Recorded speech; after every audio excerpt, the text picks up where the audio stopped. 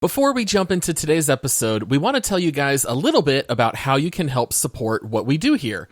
We are a podcast that is run independently by two dads, and the reason that we are able to continue delivering podcasts is because of listeners who decide to help fund the show. We like to think that we fill a niche here of family-friendly, casual gaming content, so if you appreciate what we do, please consider subscribing on Apple Podcasts or through Patreon at multiplayersquad.com. Even if it's just $5 for a month or two, it definitely adds up and helps keep the podcast running. To make it worth your while, you do get a couple of awesome perks. You will get 2 additional quick take episodes every week, ad-free episodes, and you'll also get access to the episodes a day early. Thank you so much to everyone who already subscribes to the show, although I guess you won't be hearing this since you have the ad-free version, but enough is enough. Let's go ahead and jump into today's episode.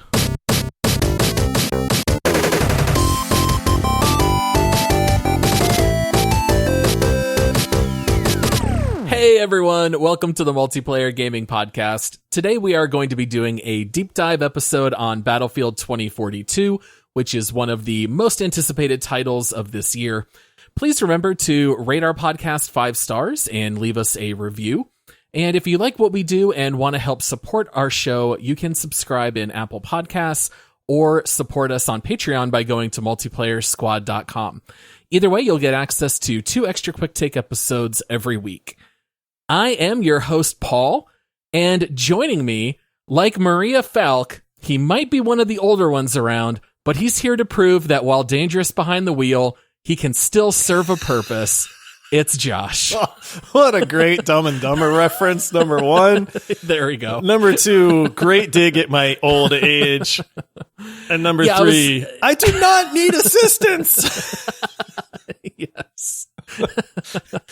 Oh boy. All right. Battlefield 2042. This is going to be a doozy, I think. But before we jump into our regularly scheduled content, we do have a little bit of housekeeping to do. Josh, we have a couple of shout outs to give for new Patreon supporters. I'll tell you what, man, I love giving shout outs because that means people are, number 1, finding the show, supporting the show.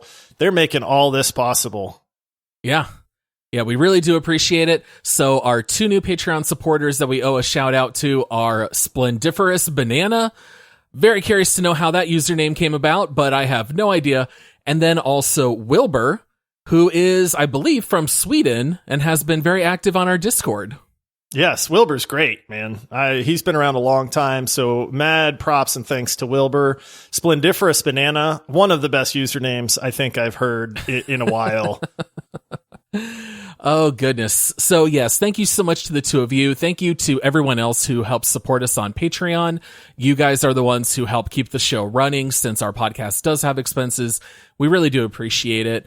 And I think that's all that we have. Oh, actually, for housekeeping, we should explain, Josh, that here in a couple of weeks, we are going to be taking a little bit of a break for the holiday season. And so we don't want people to be caught off guard. But for a 2-week period at the end of December, we are going to be re-releasing some of our favorite episodes this year. So we will be re-releasing 4 episodes in a row, and then we're going to be back to our regular new content as soon as those 4 reruns are done. Yeah, we have something like 270 episodes now. It's getting crazy. And I think some of those might be the bonus episodes that people get when they do support the show on Patreon or subscribe on Apple. But we've got a lot of episodes. And so unless people have been with us from the very beginning, there's a good chance that maybe they've missed a few.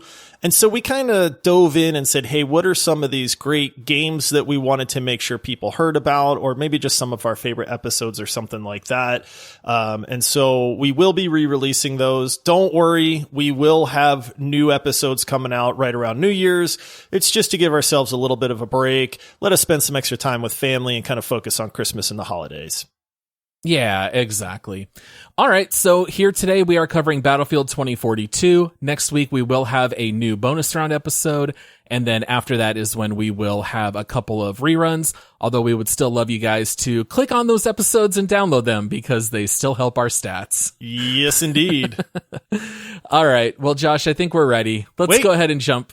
Wait. No? Nope. Oh, we have some reviews. I got some reviews too. Oh, man. I totally forgot. Yes, I'm so yeah. excited. Let's hear them. They've been continuing to roll in. Thank you. I know I said that the last episode and the episode before that, and I think the episode before that. But man, you all out there have been doing your part to help the show, and it's amazing. So we always like to read a couple of those reviews just so you guys know that we appreciate it. Yeah. All right. So first review, this one is titled 5 out of 5 pancakes.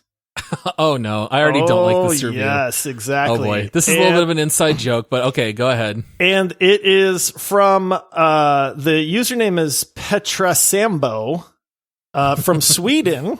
And the review says, I'm a man of many words, so here we go. Great. Best regards, Wilbur. Oh, so Wilbur gets a double shout out. Wilbur gets a double shout out because he left a review, once he signed up as well. So again, thank you, Wilbur, for that. We love having you around. And yeah, we get to hear about Sweden, which is really cool.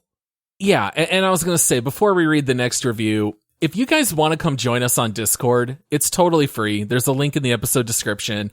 And for whatever reason, like once every 2 months, we somehow get back into this stupid argument over what's better, pancakes or waffles.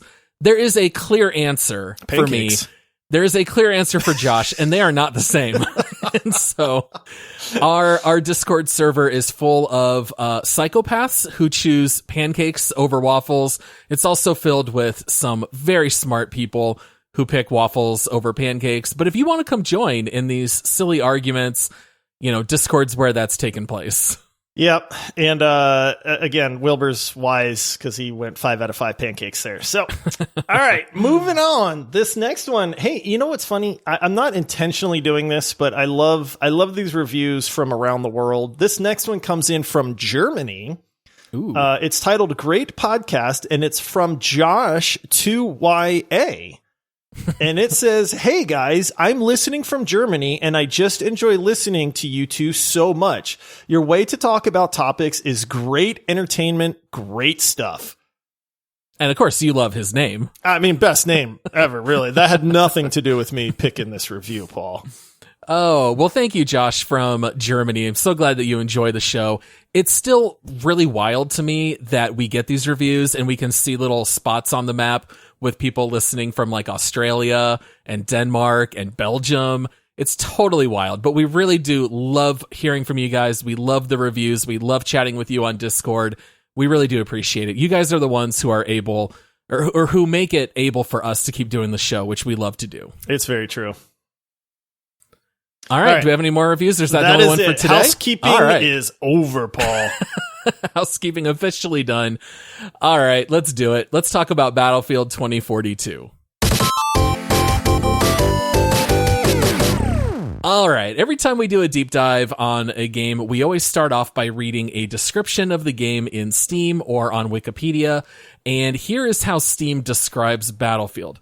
Battlefield 2042 is a first-person shooter that marks the return of the iconic all-out warfare of the franchise. In a near-future world transformed by disorder, adapt and overcome dynamically changing battlegrounds with the help of your squad and a cutting-edge arsenal.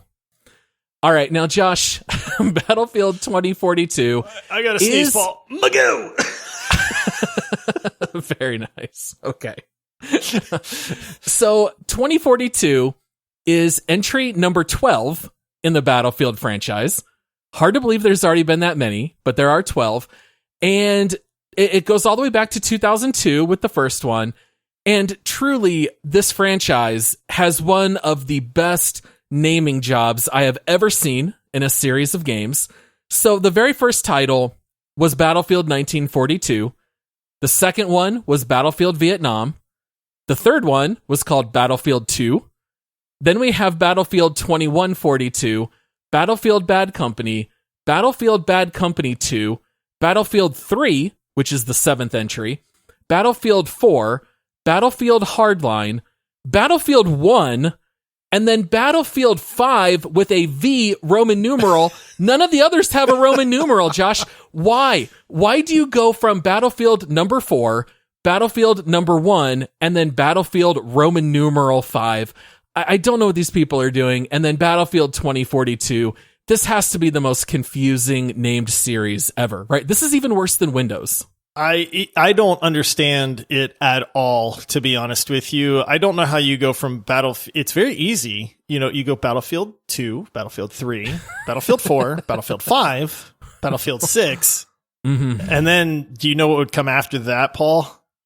I don't know. Battlefield no Space Ranger Elite Squad 12. Oh, man. I really just don't get it. It's so funny. All right. So I think at this point, probably everyone listening has some kind of concept of what Battlefield is. But on the very small off chance there's someone out there who has no clue, what would you say are like the bones or the skeleton of what makes a Battlefield game? Battlefield has always been known for its mass scale conflict. You have these large maps with these control points, and you're basically just trying to control those against the enemy team. And so what that does is it creates these hotspots of interaction. Where there's a lot of combat going on. There's that tug of war to try to control the point. The Battlefield series has always been known for having vehicles in these very large maps, helicopters and jets and tanks and armored transports and all that kind of stuff. And so you feel the chaos of war. Like, honestly, that's the best way I can put it. Call of Duty is much more about the kind of intimate shooting one-on-one aspect of like you versus another person or the squad. Battlefield to me has always felt more about the overall warfare going on. You can lose a fight, but you win the war kind of thing, Yeah. And so I feel like it really has always captured the chaos of war because there's a gajillion things going on screen at one time. But what always set it apart for me was you have a squad, you move around as a squad if you're playing well, and you get those kind of moments in that squad-based gameplay in this larger conflict that has always kind of made the series stand out for me. Yeah, I feel like whereas Call of Duty is very much more individual-based, Battlefield is designed to be obviously it's not quote realistic, but I think it's the most realistic in terms of we've got vehicles on ground and in the air. We're dividing people into squads, and you're trying to actually engage in something similar to real life warfare as opposed to just immediately respawning and then running around on foot.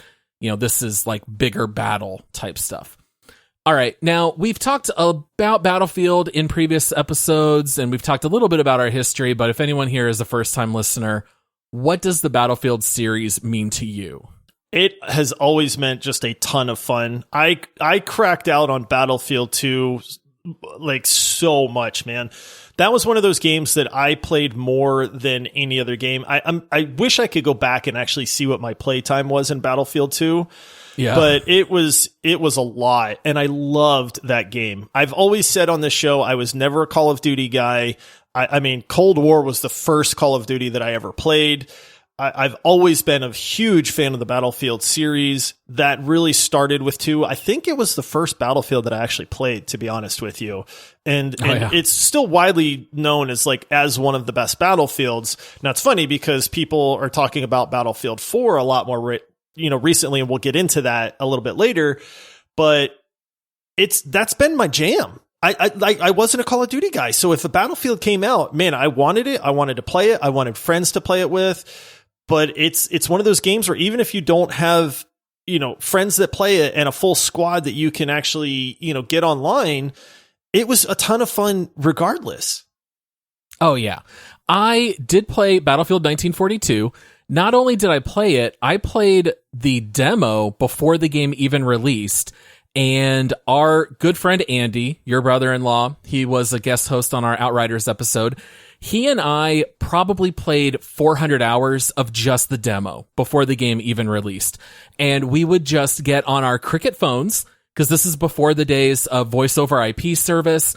Everyone was still on dial-up internet, so you'd have to dial up to play Battlefield.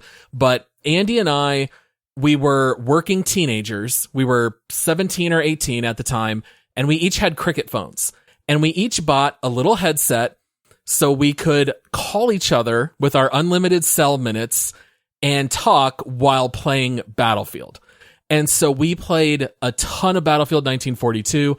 I bought probably like the first 5 entries, and then I took a few of them off. So like during the Hardline and like Bad Company 2, like that's when I wasn't playing Battlefield at all. But then I got back into it with Battlefield 4. So I think between you and me, we have a lot of Battlefield experience. I think we have a good background and context of the series.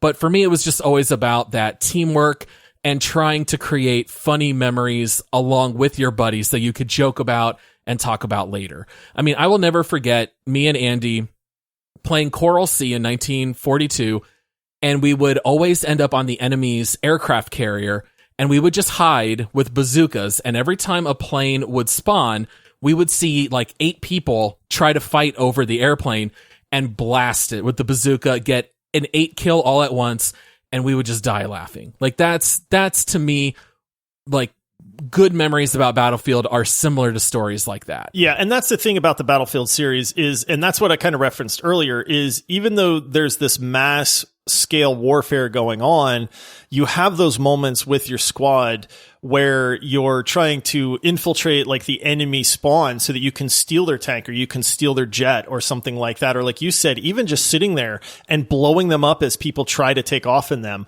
As a squad leader, it used to be if you were the squad leader, people could spawn on you. You can do that now, but it used to be restricted to just the squad leader. And so the squad leader would hide somewhere in a bush or up on a billboard or something. And you'd see the enemy team know that somebody's around and they're running around trying to find you, and you'd just be laughing because they'd be running over your body as you're laying down in this bush or something.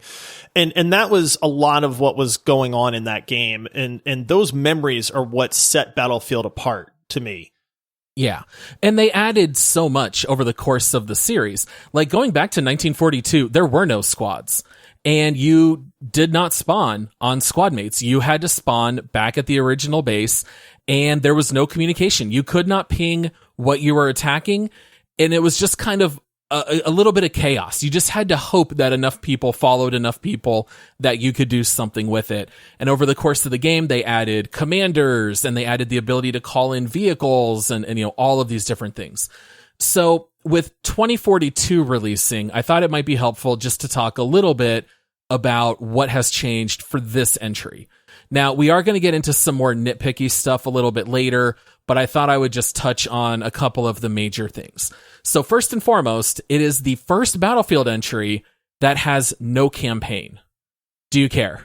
I don't care about a campaign, to be honest with you. I know that not with Battlefield. No. Like, honestly, I could care less about campaigns.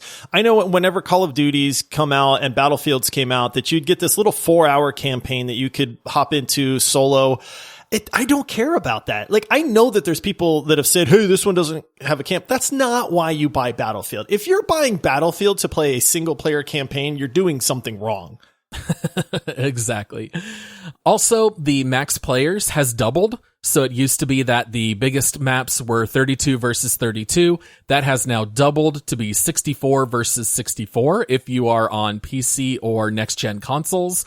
And double the players has to mean double the fun, right, Josh? Oh, maybe. Maybe not. I mean, I guess as long as you have a bigger map, right? As long as the map's big enough to hold 128 people. So if you just make a map big enough, then surely the double size will work. Yeah. So this game's big. These are big matches. And I think my favorite part is that since they don't always fill, you get stuck with a bunch of bots who are running around with you. But, again, this is some stuff we'll pop into later. They did add the plus system in this game. So basically, if you want to swap out attachments and things related to your weapons, you don't have to wait to die or to quit your match and then set a loadout and then go back into another game. They let you do it on the fly. So if you want to swap out certain parts of your assault rifle, they let you do it. And so you can kind of tinker your experience around, okay, well, now I'm going to be fighting more at range. Maybe I'll switch out some attachments. Okay, well, now it's going to be a different situation. I'll swap them out. So I think that the plus system is actually kind of a neat thing that they implemented. I thought it was a fun idea. It sounds good in theory. They did a phenomenal job in the trailers for 2042 to really get people hyped. I mean, how long have I been talking about being super excited for Battlefield 2042? I mean, I would say that it comes close to rivaling my excitement for Cyberpunk. Oh, really? You know, like, well, I mean, as much as I was getting hyped for it and I was telling everybody like, oh, I can't wait for Battlefield 2042. We're going to have everybody playing. We're going to have multiple squads and it's going to be the best Battlefield ever. And I feel like I said a lot of that about Cyberpunk and we all know how Cyberpunk turned out. And so I guess we'll talk here in a little bit about how Battlefield turned out. But the plus system, it's neat in theory. I just find that I never use it. It's one of those things that I think demos very well when you're standing on a stage and you're saying, look what we've done with Battlefield 2042. And, you know, you show all the different optics that you can attach and the underbarrels and the grips and all this stuff. And you talk about the gun customization and you can change it on the fly. Want a 4x scope because you're going to fight at range, but then you go into a building. So you want to switch it to a 1x. Great. You can do that on the fly now. And I remember thinking like, oh, that sounds really cool. But when I'm playing, I don't touch it at all. Like, maybe that's on me, but I don't use it. That's exactly what I was going to say. I almost never touch it because it's very rare that you're like sniping, like you're not fighting over, but you're almost always in vehicles. And if you're not in vehicles, you're trying to fight around objective points. I don't find myself using it a whole lot either, but it's kind of like one of those bells and whistles that this, entry added. And then I think the other biggest change is the class system. So previously in Battlefield, you would choose your class before spawning, and your class dictated what kind of weapons you would have on you. So, like, I've been jumping back into 1942 through the portal mode, which we'll talk about later.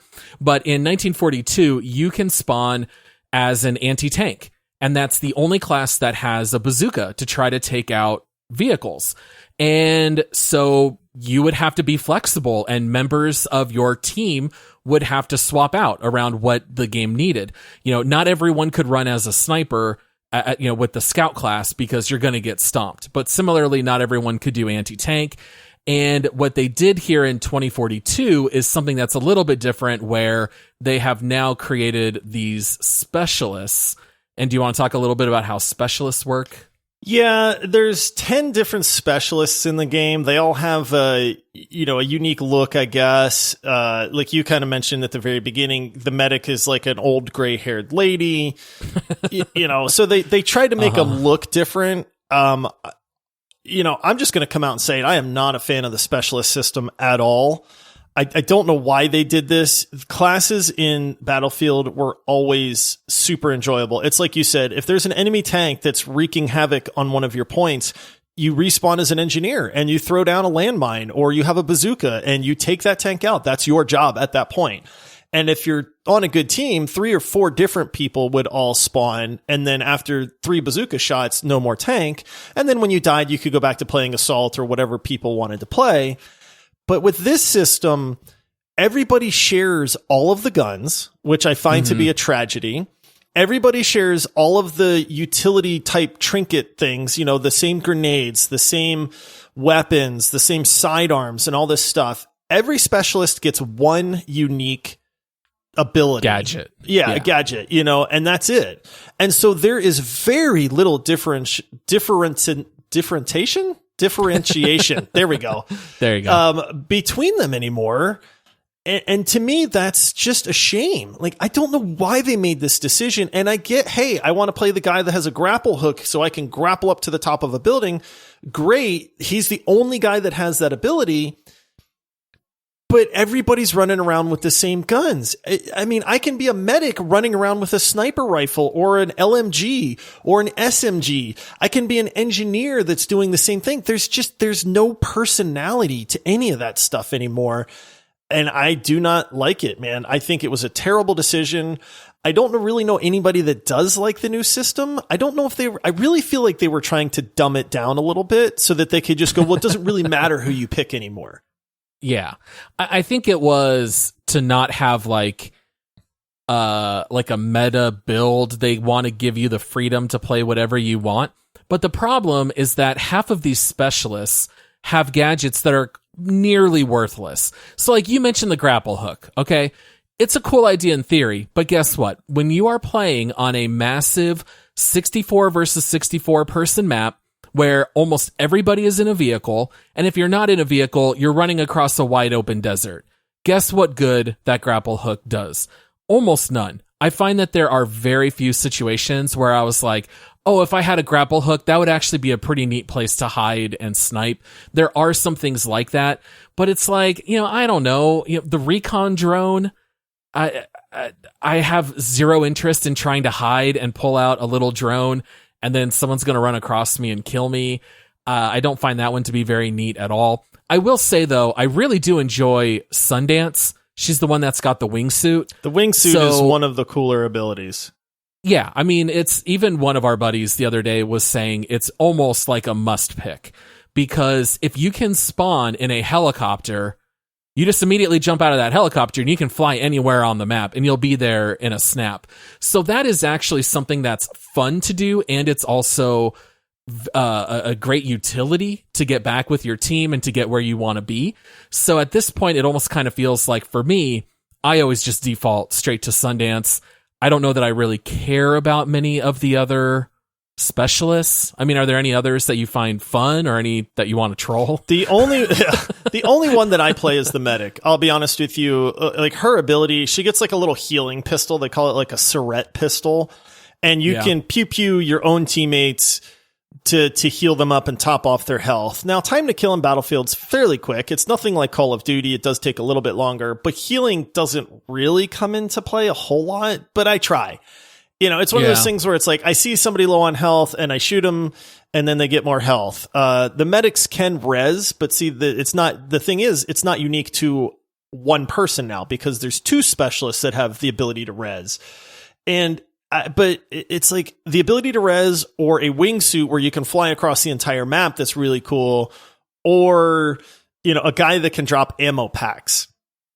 Sure. You know what I mean? Like in the old days, an engineer was critical because you would run out of ammo. You would actually need those when it's or repair vehicles. Right. Or the repair of the vehicles was huge, because if you had an engineer with a tank could get out of the tank and heal it back to full health, that tank could be unstoppable. You say a socket wrench, Josh. Right, yeah. That socket wrench heals anything you want on that tank. And so, they have specialists now that can hack you can hack enemy vehicles and it disables them a little bit. Sounds good in theory, but it takes like a solid 7 seconds or something like that to hack a vehicle. There's one that you can unlock where if somebody's firing at you, it will highlight them. Now, that's pretty cool, but it's chaos. Battlefield is all about chaos. It's 64v64 at this point. Mm-hmm. You don't run out of ammo. You just die, and if you're trying to find the guy that's shooting you, well, guess what? You're already dead by the time you locate that person. Yeah, I almost feel like they're trying to give more tactical gadgets, but it's a game that doesn't really lend to fine tactics like that. Like, you're just in a tank and you see stuff and you shoot a giant mortar shell at it and they blow up. Like, that's just kind of what Battlefield is. I don't know that I need to be able to hack a bridge. Like, okay, so I can raise a bridge. Well, guess what? Tanks in this game can literally run through anything. You can knock over palm trees and run through it. So it doesn't do you any good to disable a bridge and raise it. Anyone can get anywhere they want anyway. So it feels to me like they're almost like gadgets from a different game, is how it feels to me. It is. The other main complaint I have with this whole specialist thing is it used to be that you would play certain classes because of the guns. Yes. When you were an engineer, you'd get a shotgun. It was an unlock that you could get, but no other class really had a good shotgun. And so if you got good at engineer, not only could you repair tanks and you had landmines for counter tank, play, but you would get this shotgun that was just devastating. And so, if you were on a squad, you'd want a couple assault guys, because that's what their job is. They're assault stuff. You'd have a medic and then maybe an engineer to round everything out. And everybody had their part to play. And in 2042, with these 10 different specialists, I don't know what part I'm playing anymore. Like, I play medic because honestly, I know what to do as a medic. And I res people. Like, I actually play the kind of medic that runs around and reses people and tries to heal them. But that's because none of the other classes have any kind of like identity to them, I guess. Like, sure, you get a wingsuit. That's super cool. But what are you doing for your team in a wingsuit? unless you all have a wingsuit and you're flying together. But then that takes the identity out of it, because if Exactly. everybody in your squad has a wingsuit, then you have no identity at that point. Yeah, I'm 100% with you. I think it's a very goofy system. Even just cosmetically, like, look, I get it. Representation matters. But do I really need like a 60-year-old woman who can run just as fast as like a fit early 20s man or woman who's like ripped like an athlete? It's just kind of goofy all around. I don't totally get it. But Battlefield is broken down into 3 main modes. So when you load up the game, you can click on All Out Warfare, which is the main mode, I think most people would say. That includes Conquest and Breakthrough. Those are very similar. They're just slightly different. Conquest is basically where it's 64 v 64. Each team has a certain number of tickets. As you hold control points, you will deplete your enemy's tickets, or if you kill someone, then their team loses a ticket. And if you force the other team down to 0, you win. Breakthrough is a little bit different, where one team's on offense, the other team's on defense. And if you're on offense, you basically have to take over every objective within a sector. And now you have captured that sector. And now you're going to go into the next one, and you're trying to push the enemy back and, break through their front line and take it all over. Hazard Zone is another option. Do you want to talk a little bit about how Hazard Zone works? Hazard Zone was an interesting thought that just didn't really pan out. Maybe? Yeah, honestly, I feel like they went, "Hey guys, we need to have a different mode, and we need one quick." So somebody come up with something. And Scavengers is kind of cool, and Escape from Tarkov. Let's sort of just try to throw in a mode that's kind of like that. It's exactly what they did, man. And Scavengers is a game where you go out and you try to collect these data crystals. Like you get these. What are they? I don't even remember what they're called now. It's some kind of crystal thing that you would harvest, and then you would try to extract with it. What Hazard Zone is basically that. It drops you in. It's 8 squads of 4 guys. So there's 32 people on a map. You fight against some AI bots that are guarding these hard drives that you're trying to get and then extract with. It sounds neat in theory. I played a bunch of matches of Hazard Zone to just kind of see, hey, is this going to click for me? Maybe I'm just new to this. I'm not new to it. It's terrible. It's not done well. You earn credits by killing these bots, which are terrible. They're super easy to kill, or they're overpowered because there's a sniper up on a crane that's just sniping everybody on the map. And it's like that. Well, that's kind of dumb. And then you get credits if you kill the bots or if you extract with drives. You can spend the credits on your next round to unlock, a gun that might have a scope on it at this point. But if you die, you lose everything. So you lose all of the stuff that you bought. You don't get anything other than more credits as a reward. It's just super imbalanced. It's a terrible mode. I tried it a lot to see if it would grow on me, and it just is not good. There's other games that have done it way, way better. I feel like Hazard Zone was a complete just last minute throw in to say, hey, we have all of these modes. Like, look what we've done with Battlefield 2042, even though it's terrible. Yeah, there's just, it's such a misstep in so many ways. Like, I don't know anyone who is enjoying Hazard Zone. I don't think anyone's even really playing it. When I jumped in, I don't know about you, I had crazy long queue times. I played a few, and every time I was waiting 6-7 minutes to get into a match, maybe even longer. I feel like that's about right. Yeah, I don't think it's terribly popular. But even just the fact that as soon as you spawn on the map, you pull out this like special lens, and then you just see circles that you just find the closest one, you sprint there, you kill some easy bots, and then eventually everyone just fights at the extraction. Like, you and I love games that have PvE VP content, but this was not the answer. You've got Gambit mode in Destiny 2, which works fantastically. Scavengers has a million problems, but I'd rather play that than Hazard Zone. I would too. And this is just kind of like a throw in. I don't think anyone's really loving it. And then you also have Portal mode, which is the one that I have really been hyping up to this point. And essentially, it's very similar to like the Overwatch workshop. It gives you the ability to create custom modes using older entries, maps, and features. So you can change things like health, weapons, movement speed, things of that nature. Now, were there any Portal modes that you gave a try or any fun ones that you ran across? Because I've got a couple I can share about. I did not. I played a few rounds of Portal. I really try to stick to the main all-out warfare mode and the hazard mode for now. Portal, to me, is going to be, if anything saves this game, it's going to be Portal mode. So when I did jump in, I jumped into the El Alamein map. Is that from 1942? I can't remember which one that's from. But I did try to jump into some of the older ones. And it was very refreshing to see, like in 2042, you have tactical sprint, works just like in Warzone, where if you double tap shift, your guy runs extra fast for a little while, and there was none of that in these older modes. So it was kind of neat to see that you could go back in time almost to some of these things. There were no optics on these weapons. It was all right, iron sights, that kind of stuff. And like you said, so the class system was back, where if you were playing one of the older Battlefield modes, you had to spawn as an engineer to take out that tank. You didn't have your specialists and stuff. I do know of a mode, I haven't played it personally, but it was one that they showed off before the launch of Battlefield, where they were saying, oh, look what you can do with Portal.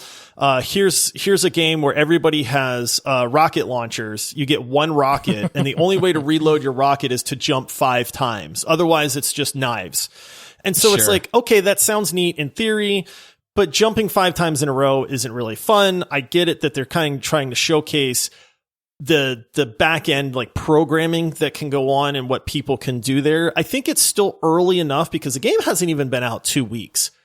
By the time we're recording this, Battlefield officially has not been released for 2 weeks yet. And so I think it's going to take players time to craft this stuff. I have a lot of hope for Portal and that it's going to give you the fun times that everybody wants. But I think they've put it in the hands of the players, and it's up to the players to do that at this point. The problem is there's so many issues with the base game that I don't know that people are going to be drawn to spending the time to make Portal great. And that worries me. That definitely worries me as well. Now, one of the neat things I saw in Portal was Squid Game. So really? What they do, I didn't see that one. What they do is they implement a red light, green light mechanic. So while green light is on, you can sprint around and everyone only has knives. And so you're trying to kill other players with melee. Well, as soon as they call red light, if you keep running, you die, but you immediately stop and then the game gives you a sniper and you have 1 bullet. And so when it calls red light, everyone stops and then you all try to snipe each other. And that's actually, I thought, a really clever use. Like, I thought that's exactly what I want to see in Portal mode. That's something that's just kind of goofy that one weird person had. They stick it in the game and it's actually a lot of fun. I thought that was very clever. There are also a lot of zombie modes where it's like asymmetrical. So you'll have many more people on one team than the other. But what the zombies can do is they run incredibly fast. And if you melee another person, now they're infected. And so the whole thing is you're trying to infect everybody on the map at once. That's nothing novel. We've seen that in other games, but it's a blast. People also programmed gun game. I was going to say gun game that did not surprise me. I know, yeah. Yeah. So there are some neat things in there, but I'm kind of with you in that I don't know if enough people are going to stick around to figure out fun modes to make. And by the time those people do make them, I think a lot of people are already going to quit. And there's a lot of people who are just never going to leave Conquest. That's all they're going to play. Conquest is the default. It's the base game. And those are the ones that queue you in quicker.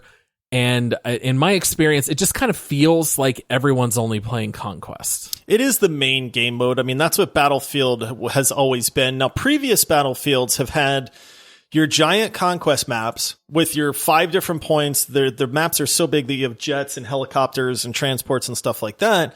My favorite mode was always Domination, because what it did is it took a slice of a map and there were no vehicles. Maybe there was a Jeep, that you could take or drive around to stay fairly mobile or try to run people over.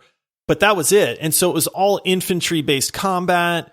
You didn't have to worry about all the other stuff. And Domination was always my favorite mode because that's a lot more of the tacticalness in how your squad plays together. Does your squad leader hide and let people respawn? Did you win your firefight? Did your medic maybe get that clutch res off. So now it's 2v1 versus 1v1 or something like that. And guess what Battlefield 2042 does not have, Paul? They don't have domination. They don't have domination mode, and so it's just, this is another thing in the long list of stuff that 2042 did not revive from the previous entries in the series. Yeah. So, all right, before we start jumping into the worst of the worst, even though I think up to this point we haven't said a whole lot positive about Battlefield, when Battlefield 2042 is clicking and it's working well and you're having fun, like, what's going on? Like, when is Battlefield at its best? Battlefield's at its best when your squad is working together, when you have vehicles at your disposal, because let's be honest, all we're talking about is conquest mode here.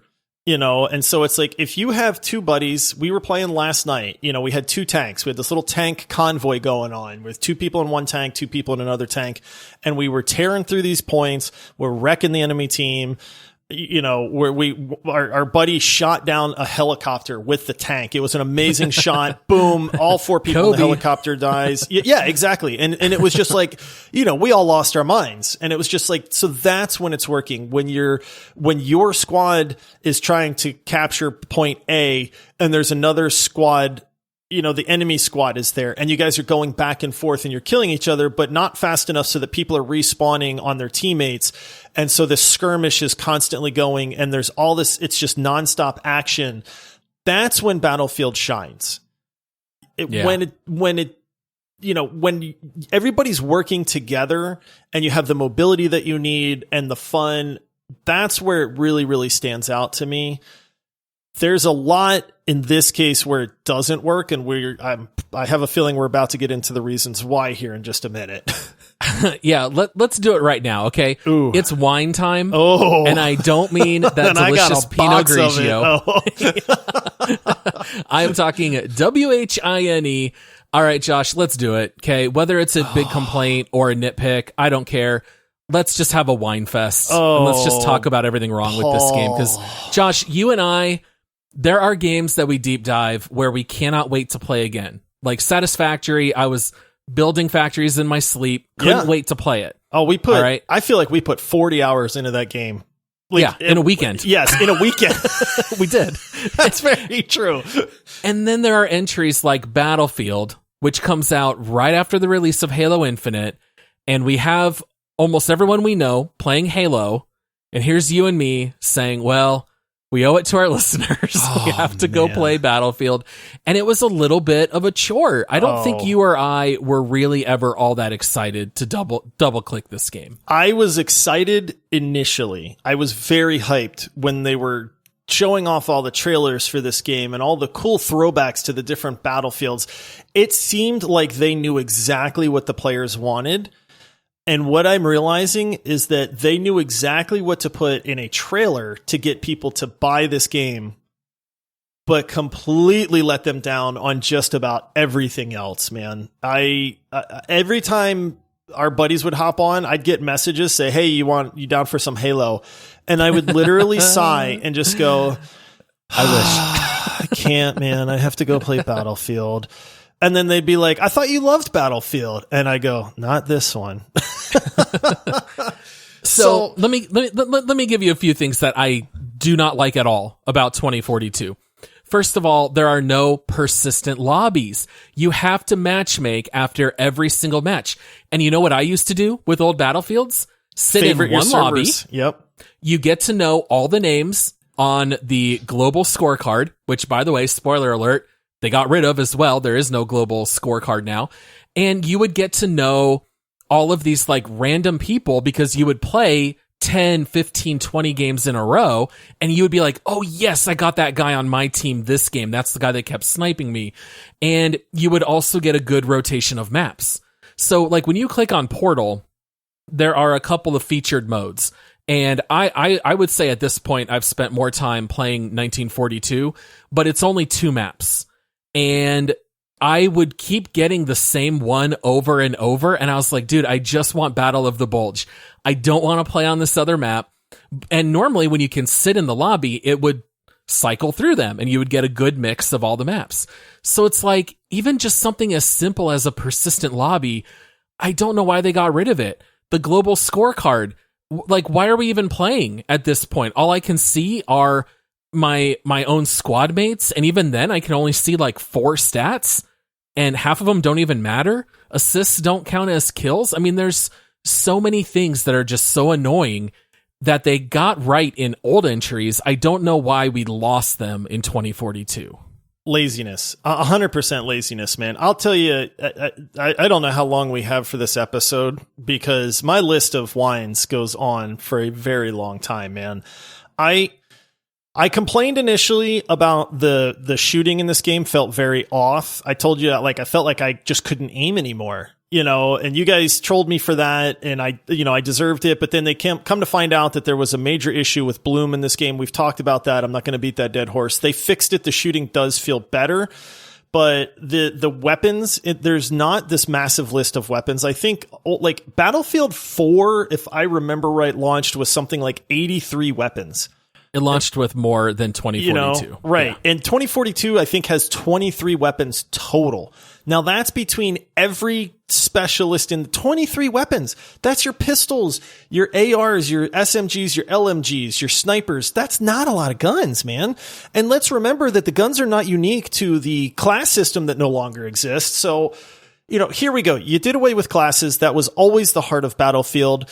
One of the worst mistakes I've ever seen them make. The specialist system sucks. Like, I get that you want people to play and unlock stuff, and I get that you're kind of prepping your game for paid DLC and battle passes and things like that, because people are going to want to unlock these specialists, but that's not Battlefield to me.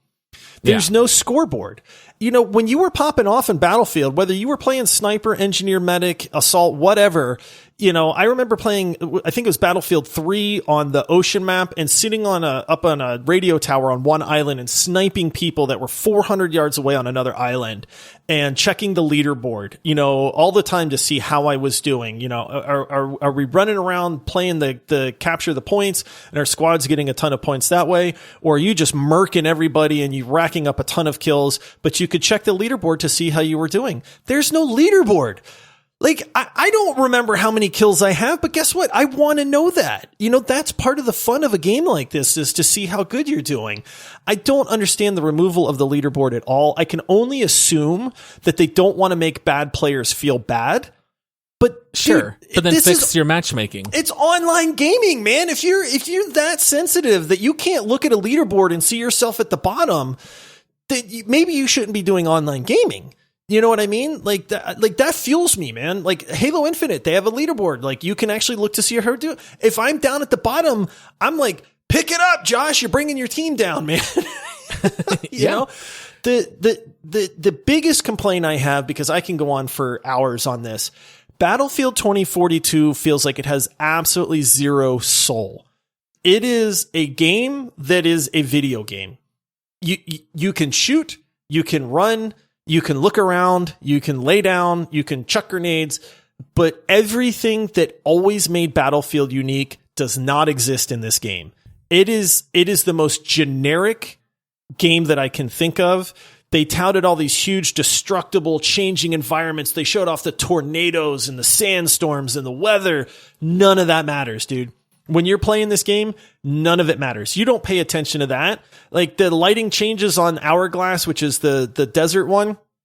This big sandstorm rolls in. Everything just looks orange. It doesn't change the game. The game sucks. No. Like, you know, it's just everything that they touted in the trailers looked really neat. But when it comes to the game itself, it does not translate, does not compute. It's terrible. The game is buggy as anything. I mean, we can talk about the technical aspects for days, but I don't want to get into that because people will say, oh, well, they're going to patch it. You know, there's patches coming. And well, you know what? They released it. Yeah. This is not a beta anymore. This is full release. Here you go, world. Here's Battlefield 2042. Oh, and by the way, this game's not finished. Well, yeah, and that's the thing. Like, there are some features that they're saying will be coming out eventually, but they still delayed this game again and again and again. They did not have to program a campaign. I don't understand why we lost so many features and it just feels so terrible. I mean, even just something as simple as when I die, I have no idea if there's a medic anywhere around me, or if anyone knows that I died, and if anyone's going to res me. Now, if we have a squad of 4, I can say, Josh, are you able to give me a res? I'm safe. And you say yes. Well, now I know not to respawn. But there's no way to know, and there's no voice over IP comms in this game. You can't talk to anyone. You can't really communicate. I can press a button that my dude yells for a res. No one hears that. No one cares. You can't switch squads. Remember in the past, if you had a terrible squad leader, you would ditch that squad something fierce, man. You could start a new squad. You could have your friends join and then lock the squad. They got rid of all these options. What about sound design? Dude, the sound's terrible. The sound is, no lie, this might be the worst sound design I have ever heard in a shooter ever. It is terrible. The footsteps sound like, I don't even know what they are, man. You can't tell whether they're enemy footsteps, ally footsteps. You can't tell how far away they are. The guns don't sound good. There's even the chatter is just cheesy, man. It doesn't sound like wartime chatter. It's like they tried to give these specialists some kind of personality. But I feel like it's like the Kids Bop music version where it's like, yeah, I know that song, but that's not the song, man. Like, what is this terrible sounding thing that's assaulting my ears right now? It's just a swing and a miss all around. I mean, even this is okay. I feel like this is getting nitpicky, but I don't care. This is still important. At the end of matches, the music used to crescendo, right? And it felt epic, and you're at the end of a match, and it was kind of that warning. They got rid of it. I don't know why. It's in Halo Infinite. When it's the end of a match, and as it's getting close to a close, it makes it feel more epic, and you understand, that the game is coming to an end, and you have to pay close attention. Even just getting rid of stuff like that, I just don't get it. Like, if Battlefield 2042 just released, and we never had another Battlefield game before, maybe we would feel different. Maybe we would say, well, you know what? It's not Halo, but maybe the next entry is going to really knock it out of the park. They had some awesome ideas. I like the teamwork, but it's like you already had working products. How did we lose everything that made those good? I don't get it. I mean, the code exists, right? Somebody made the code, and I get that you can't take, code A and mix it with code B necessarily, but they understood. This is the part that really, really bugs me the most is in the trailers and the demonstrations that they gave. They showed so many things that players of the Battlefield series, we talked about them, man. When they were hyping up the game, we bought the hype. I said, dude, this is going to be the best Battlefield. They know what players want. Look at the stuff they're showing off. Look at these moments. The guy jumping out of the jet, bazooking another jet, and then landing back in his jet. These insane things that you could always do in these games. C4 on a Jeep, yes. Run it off a ledge and blow up a helicopter. All these things that you could do. And Great trailer. They were showing these off, and it's like, okay, so you get it. And then they release this game, and it's almost, I feel like they just kicked me right between the legs, man, because it's like, it's like you knew what I wanted, and you gave me none of that. I felt like this was the biggest bait and switch that I've ever seen in a video game. I feel super bad for the artists and the coders and the programmers or all the people that were on these teams that probably poured their heart and soul into this. Like I feel really bad for those people, but this game was 100% ruined by the publishers or these CEOs or whatever they are that just wanted to say, hey, we need a way to make money. I know it's not done. Just release it anyway. Don't worry about a leaderboard. Don't worry about a class-based system. Don't worry about sound design. Don't worry about having an all chat. Stay out of all chat if you're a kid. But you know what? Those are the things that sometimes made the games great. Don't worry about a server browser list. All of these things. Yeah, there's no server browser. Yeah, like all of these things that were always a part. Like, it's not that hard to add this stuff, man. You're charging $60 for this game, and you stripped it down. You took away everything that made Battlefield. You lied to us. You released a buggy, unfinished product. I mean, it's terrible, man. If people aren't picking up what we're putting down at this point, we've never had a Whine Time segment before. Oh, I know. What I mean? And it's like, yes, I try to take a step back and go, well, has Halo has it tainted us, right? Has it changed our opinions on something? This is why you started this episode by saying, between you and I, we have played almost every single Battlefield that has existed. I have loved the Battlefield series for many, many years, to the point where I never even played Call of Duty. I was a Battlefield guy, like, you Call of Duty guys are weird, man, and it's like, you have completely just ruined something that I was very passionate about and I loved a lot. And you gave me you hyped me up for it. And then you gave me something that is absolute hot garbage. Yeah. I can't disagree with anything that you just said. We're not asking for new big ideas. You had all the big ideas in the past. Why did we lose them? That's what a lot of it comes down to.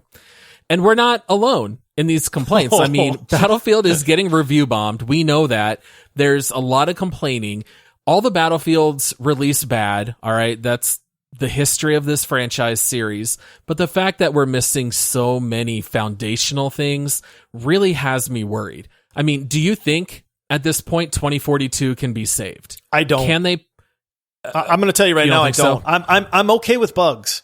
Do you know what I mean? Like, I get it. We played the beta. They made huge progress from the beta to where I couldn't even drive a vehicle or shoot people, to the release. Now I can drive vehicles and now I can shoot people.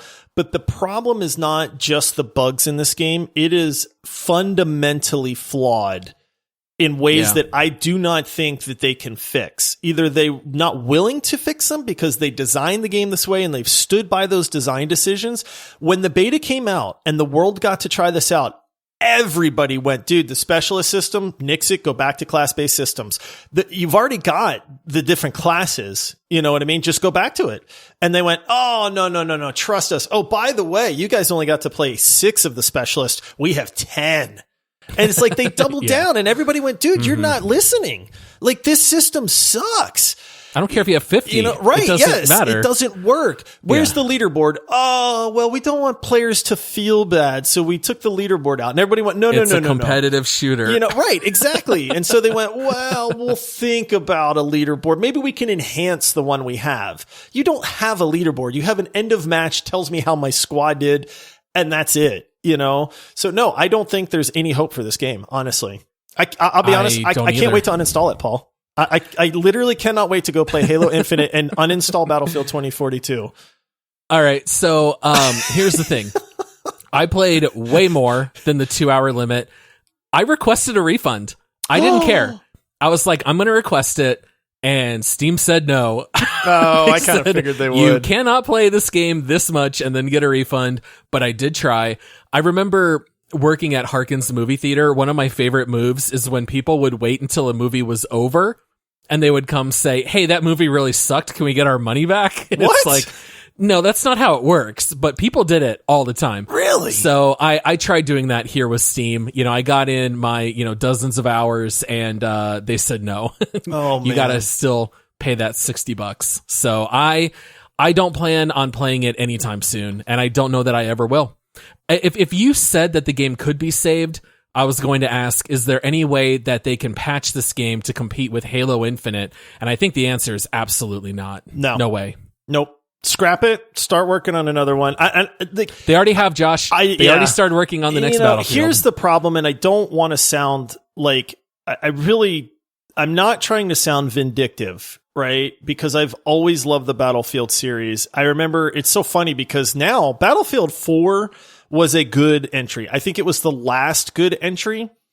Like, there's a part of me that wants to go back and play Battlefield 4 at this point because I really do love the series.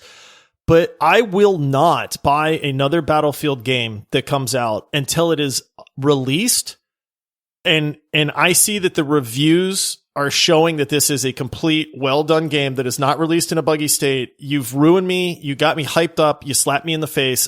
Fool me once, shame on you. Fool me twice, shame on me.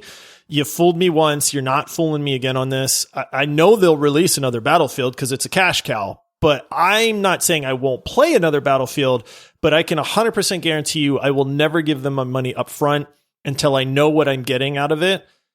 You know what I mean? At that point. Yeah. So, I mean, that's the only thing I can do as a gamer is to say, hey, look, this is your fault, not my fault. And so I'm going to respond with my wallet, and I'm not going to buy your game unless you show me that you've made a game that is worth my money. Well, to quote the great Michael Scott, fool me once, shame on you. Fool me twice, strike three. I unfortunately, if we're running this podcast, we might have to play the next Battlefield. No, we're just out. All right. Yeah. We boycotted Call of Duty Vanguard. We can boycott the next Battlefield if we have to. All right. You know what, Paul? Here's the thing. People might be listening and going, yeah, well, you know what? You're just two guys. You're two old dads. And so maybe the new Battlefield, maybe you guys just don't get it. You're out of touch. You're not hip like us. So allow me to dive into some of the Steam reviews. Let's hear it. And I have not looked these up, but I can just sense that they're probably more brutal than even you and I were. Okay. Number one, I had to filter these because boy, were some people really upset, like way more upset than you and I. So what we do is, again, we always go to the Steam reviews because, hey, like I said, we are just two people. Maybe you love Battlefield 2042. If you love the game, I am so happy for you at this point. You're having a blast. That's all we want for people to do with games. So I'm very happy for you. I'm sorry that we don't feel the same way, but if you're enjoying it, great. But we always go into the Steam reviews. So I did pull some. To be fair, I found 2 good reviews. I found 2 bad reviews. I'm going to do it just like we always do it. All right. So the first review, this is recommended 44 hours on record, decent bit of playtime. And it says, this game is like reconnecting with a long-lost childhood friend, and when you finally get together to hang out, the guy busts out a meth pipe and repeatedly lights his hair on fire. Could be good, needs rehab. But despite all the flaws and bugs the game has, I am having fun, and that's what's most important for me in a video game. Fun. It has potential to be something good if DICE listens to the community.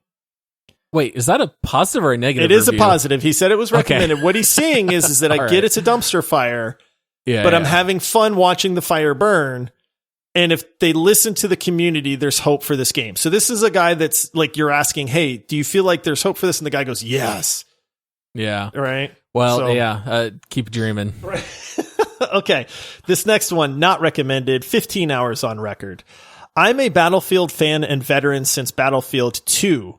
This game is pure disappointment. All the great features from previous Battlefields are gone. I have a feeling that this game is not even made by veteran DICE developers. Feels like an intern graduation project. It's sad to see this franchise being ruined. Oof. Yeah. Now, can't disagree. Not to slander interns and graduation projects, but I get what this guy's saying because there's no heart, there's no soul to this game whatsoever.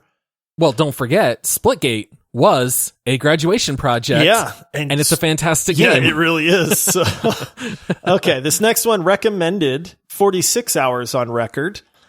Holy bleep. Some of the most fun I've had in a long time. And this game brings back all the nostalgia of Battlefield. Teammates not doing their jobs, parachute assassinations, and snipers galore. Despite some very minor glitches, this game can hardly get better. 15 out of 10.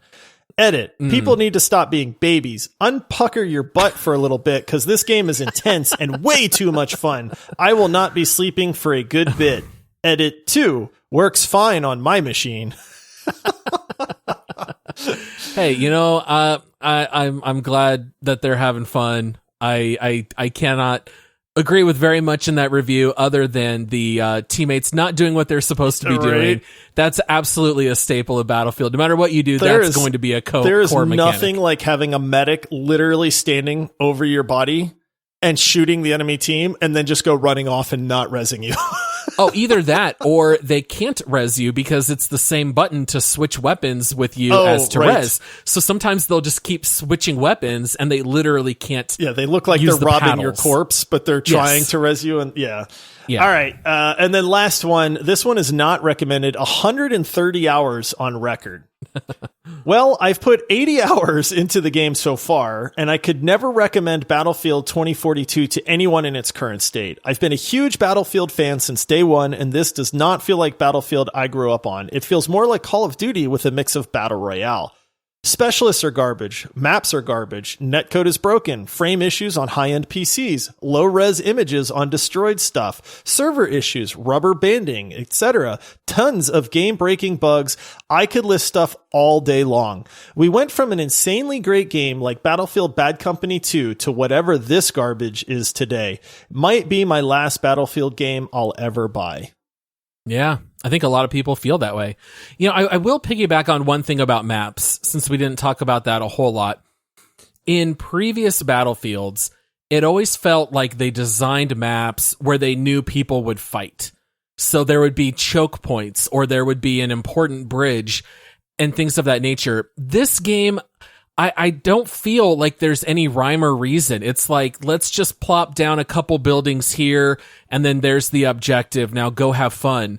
And it doesn't feel like it's designed to make for a good competitive fight. I don't get it. One of the biggest issues and one of the larger complaints, and this goes again back to the kind of fundamental stuff, is when they increased the player count to 128 people per map, they made these absolutely gigantic maps in this game. Now, Battlefield's always been known for having large-scale warfare and these decent-sized maps, but these maps are way too big.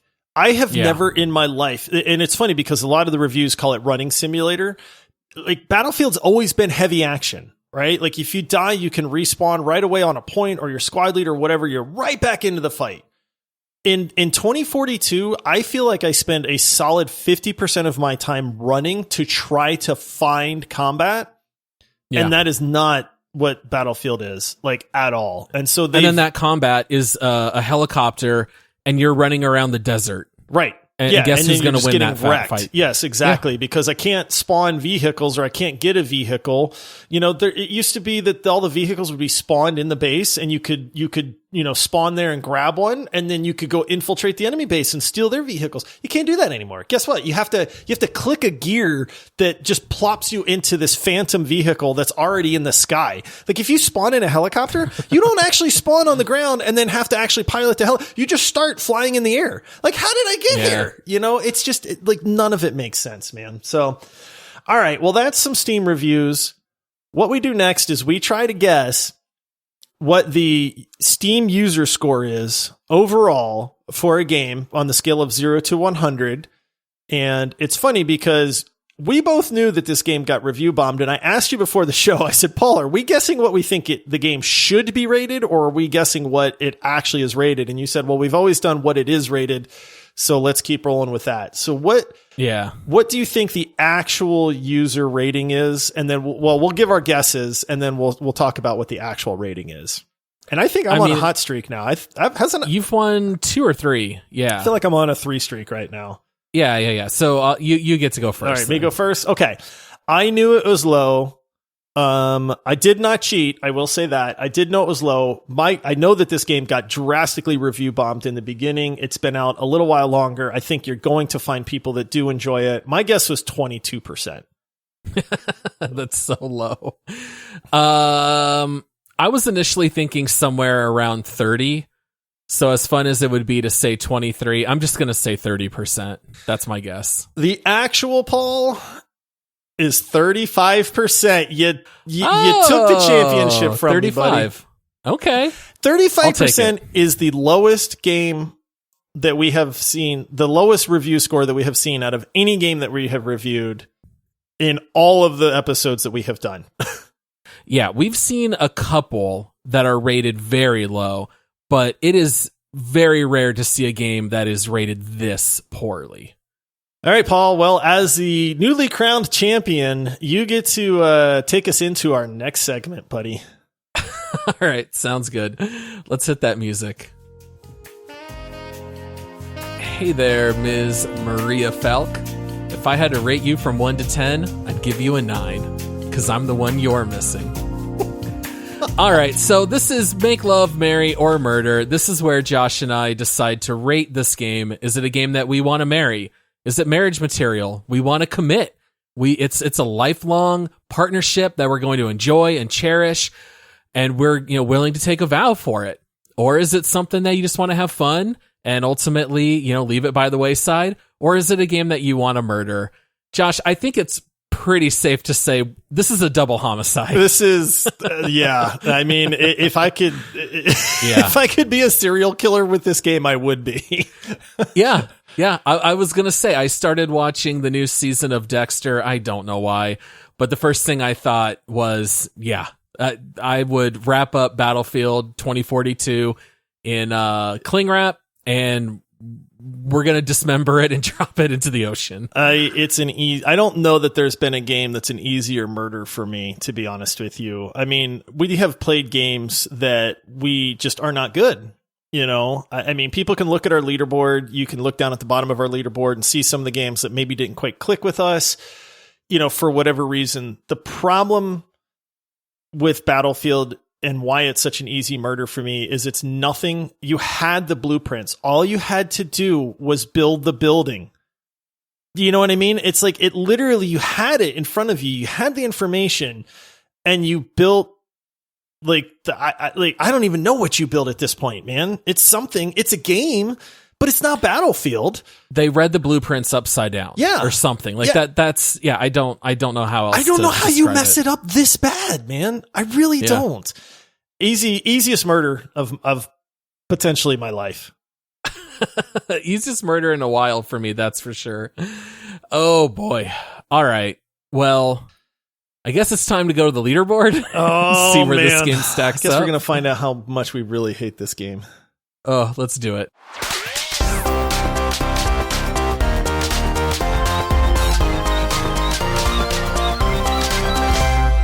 All right, so if you're a new listener to the show, Josh and I have a leaderboard that we update after every deep dive episode.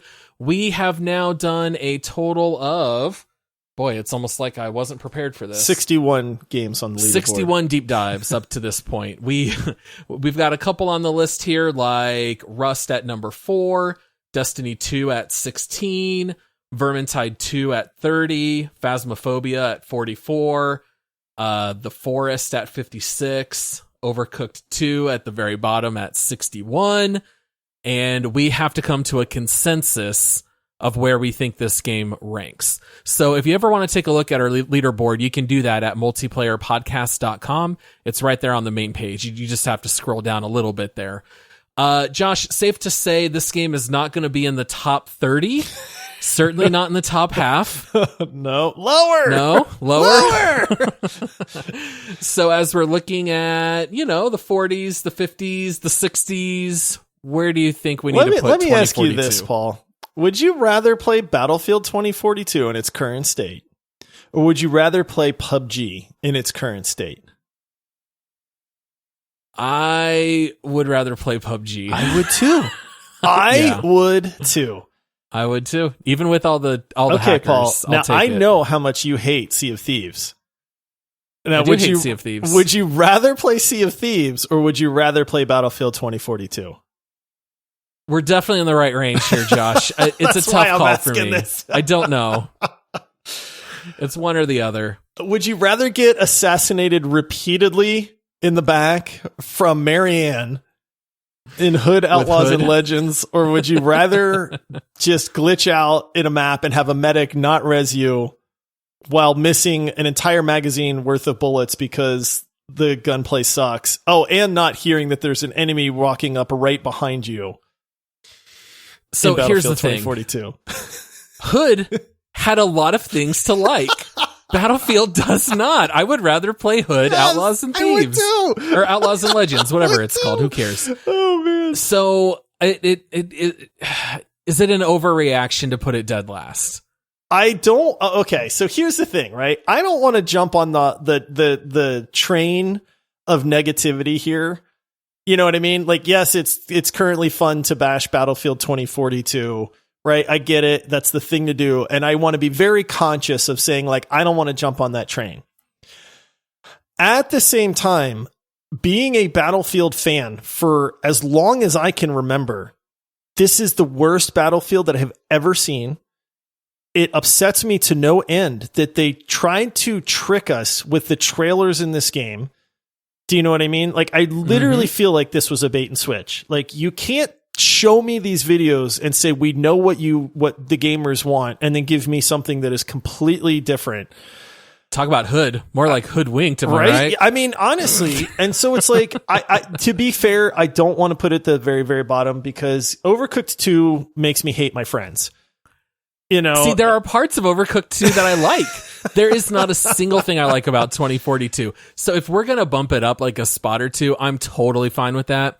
But honestly, for me, it is dead last. Sea of Thieves, I enjoyed vomiting all over you when you were trying to tell us on port side, lower the sails, and I'm yelling, I don't know what port means. Like, that was actually a fun experience. I could go to bed tonight and I'm not going to remember a single 2042 experience. Let's put it at the bottom. I'm fine. Honestly, I'm fine with this because I want to, like I said, not jumping on board the let's trash it train. I legitimately am so disappointed in this game. You know what I mean? That it's like, I don't want to play it ever again. I don't want to think about it ever again. It's kind of like that girlfriend that you really liked that dumped you back in the day with no warning whatsoever. And it's like, you're better off if you just completely put it out of your life and don't think about it anymore. Like, that's legitimately what I feel like with Battlefield 2042. You and I would eternal sunshine of the spotless mind, erase all of it from my brain. I don't even want to remember it existed to begin with, and we're not going to fight it. We're going to let all that go. So we'll plug it in dead last. This is not a good reason to put it dead last, but it also means that I don't need to reorder 60 other games like when we put something in the top 5. Oh, man. Where I have to renumber all of them on the website. I get to just type 62, Battlefield 2042, bottom of the barrel. I mean, I hope people understand, right? Like, you know, we rarely ever trash a game. I don't know that we've trashed a game quite like this one, but you can't treat gamers this way. You can't release games like this. You can't say, oh, well, we'll patch it. You can't charge $60 for something like this. Again, if you're having fun with Battlefield 2042, I am super happy for you. That's all we want is for gamers to have fun. But for myself, and I'm sure for you, Paul, based on what you've said, as lifelong Battlefield fans, this is the biggest miss that I can think of, man. And it breaks my heart. It really does. And the only thing I can do is cry and kick and scream about it and say, well, you're at the bottom of the leaderboard, buddy. And contrast this with people's issues with Halo Infinite. People were literally crying their eyes out because I don't level up my battle pass fast enough.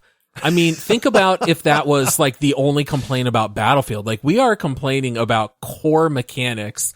You know, Halo Infinite, we rated at number 7 on our leaderboard. It's fantastic. Imagine having the choice to play Halo Infinite for free or $60 for this steaming hot pile of dog poop. Yeah. And that really is your choice. It's one or the other. Paul, I figured it out. If we get hyped for a game, the game's not good. We did not have high expectations for Halo Infinite.